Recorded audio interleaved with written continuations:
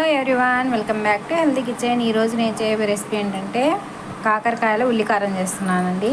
ఇదిగోండి, నేను 1/2 కేజీ కాకరకాయలు తీసుకొని ఇలా చెక్కు తీసుకొని శుభ్రంగా కట్ చేస్తాను. చూడండి, చాకుతో ఇలా కోసాను.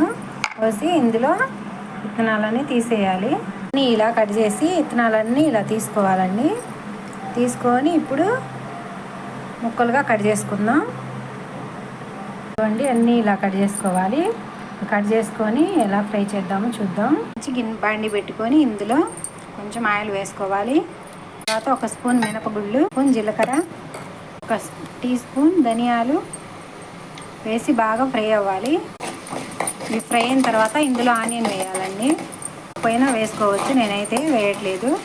ఆనియన్ తీసుకొని ఇలా పొడవుగా కట్ చేసుకోవాలి కదా. ఇప్పుడు ఆనియన్ వేసుకోవాలి. ఫ్రై అవ్వాలని అవసరం లేదండి, కొంచెం లైట్గా ఫ్రై అయితే సరిపోతుంది. మగ్గా కదా, ఇవి మిక్సీ